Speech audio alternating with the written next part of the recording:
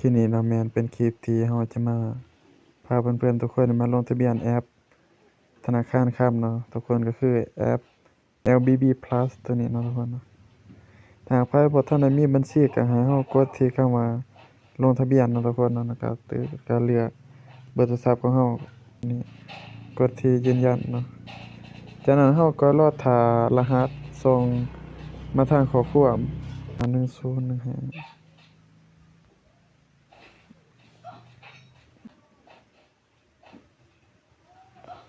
ี้แม่นใส่รหัสผ่านเด้อปึ๊บกดยืนยัน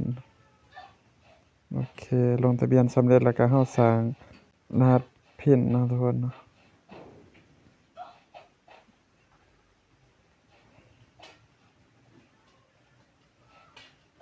ปึ๊บโอเคประมาณนี้ทุกคนก็ถือว่าเราลงทะเบียนแอปสำเร็จแล้วเนาะทุกคนเนาะต่อไปก็แม่นให้เราเปิดบัญชีธุรกรรมก่อนเนาะปึ๊บยืนยันตัวตนแต่ว่าในการเปิดบัญชีมันต้องให้เรานี่ยืนยันตัวตนเอาก่อนเนาะทุกคนเนาะเราอาจจะใส่หนังสือผ่านแดนหรือว่าบัตรประจำตัวหรือเลือกเป็นบัตรประจำตัวเด้อถ้าหากใครมีบัตรประจำตัว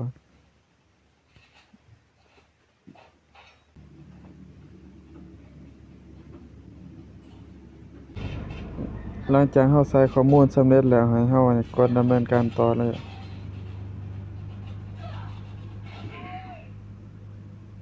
คันเรารู้สึกในการกดที่ดำเนินการต่อสำหรับอีเมลนี่เราจะใส่หรือบ่ใส่ก็ได้เด้อทุกคนแต่ถ้าหากว่าเราอยากใส่เราก็ใส่ได้เบอร์โทรศัพท์นี่แม่นบ่จำเป็นต้องใส่เนาะเพราะว่าเราได้ลงทะเบียนแล้วมีแต่เราเลือกแขวง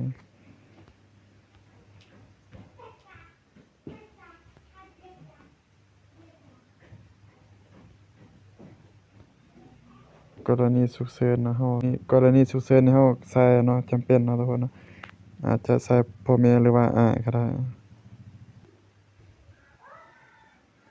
เบอร์โทรศัพท์เราลองปึ๊บแล้วก็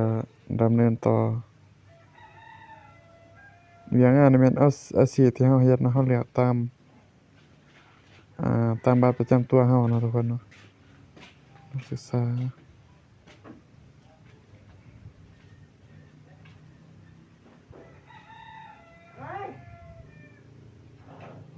จุดประสงค์เราใส่ทั่วไปก็ได้ทุกคนธุรกรรมหรือว่าเราใส่อื่นๆก็ได้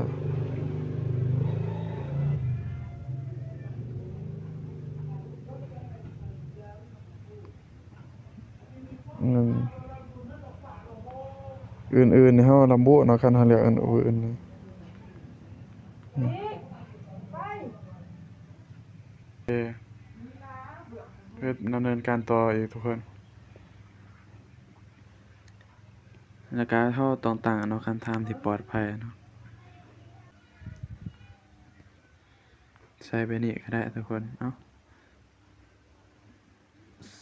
เหลือคำถาม2อีก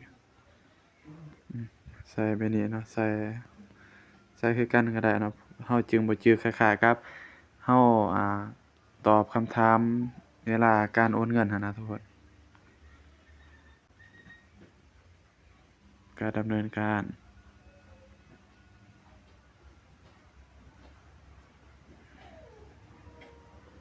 ลายเซ็นเนาะทุกคนเนาะ1ลายเซ็น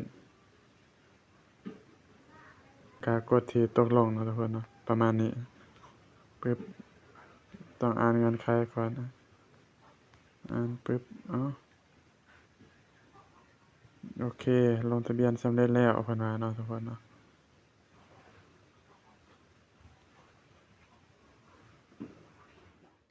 อันนี้เรามาเบิ่งที่ธนาคารค้ำของเราเนาะทุกคนที่เราลงทะเบียนผ่านแอป LBB Plus เนาะทุกคนหรือเป็นแอปธนาคารค้ำเนาะซึ่งเราลงทะเบียนหรือว่าสมัครในมื้อวันเสาร์เนาะทุกคนมันบ่อนุมัติให้เราเด้อถ้าหากไผที่จะลงทะเบียนแม่นแนะนำให้ลงทะเบียนในมื้อวันราชการเนาะวันจันทร์หาวันศุกร์เด้อทุกคนเด้อเออมาลองเข้าระบบเนาะ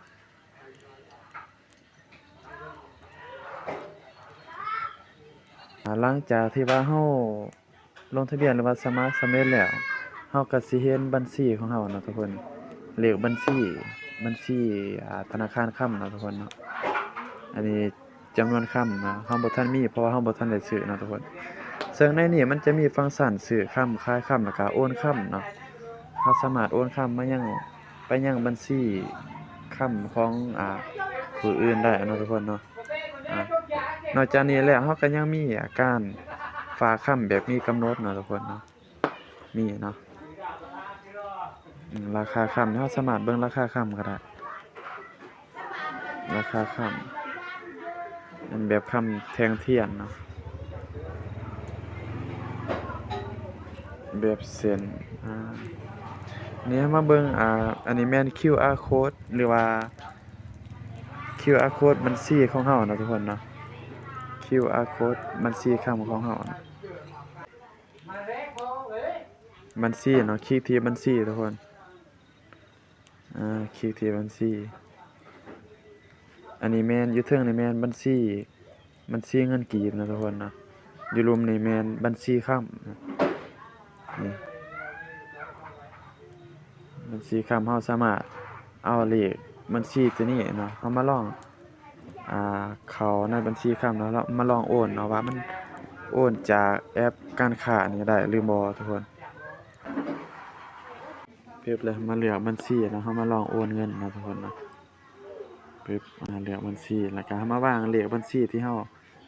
copy มานะทุกคน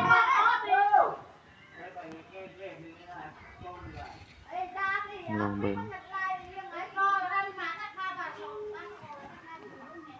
ปึ๊บต่อไปเลขบัญชีบ่ถูกต้องเนาะทุกคนเนาะถ้า78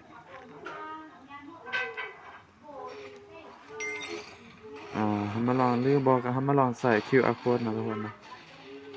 ใส่ QR code เบิ่ง